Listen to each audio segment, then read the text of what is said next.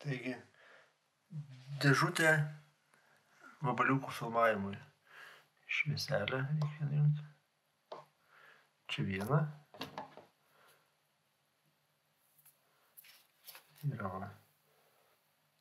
bus antra. Ten po apačia yra pas mikrofonas. Girdis kaip jau.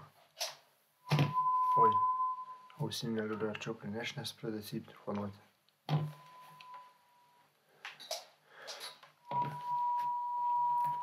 Žodžiu, neimsiu. Tai va, čia įdėsiu vabaliukų ir jie ropuodami. Ten girdis iš galo ausinės. Ir jie ropuodami skleidžia jų virpesius ir virpesiai eina per klaidą ir čia. Va. Dabar reikia prasinešti tų vabaliukų. Nu, kirmeliukai vietoje, tik jie dabar yra atvėsę biškį. Iš lauko parnešiu, dabar yra naktis. Tai jie labai tokie masyvūs, to jie biškį atšils. Ir tada galima jau filmuoti jų vaikščiojimą, skrabėjimą ir taip toliau.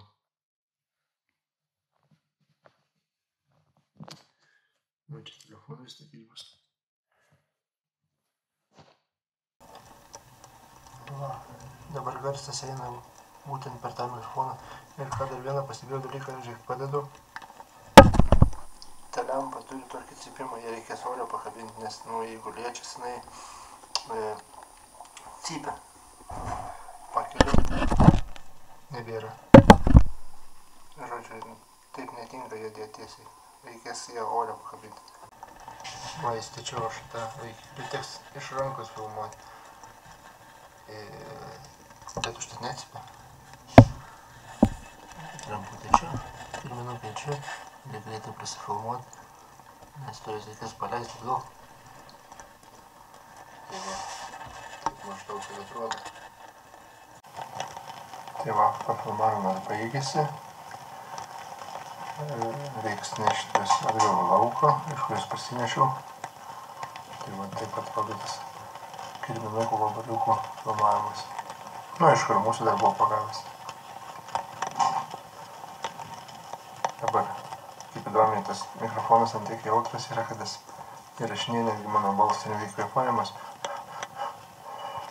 Girdis, ir nors jo darbas yra tik tais virpesius įrašinėti, tai ant tiek jautras yra, kad nuo tos dėžutės jisai gauna garso vibracijas ir pats perima pakelti biškai.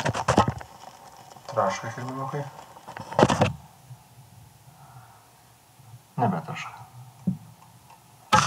Vėl padedam. Va taip. Trumpas video. Jo, lempa prastai, kad jinai padėtų cypę. Bet čia nieko nepadarysi. Taip jau yra. Iš vis nebiškai silpnoka. 5 vatai, tai čia jau mažokai. Dar pamažykai kažkaip tai daryti.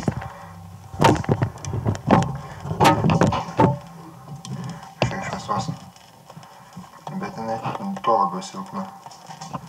Galim, nežinau, matas nesimato.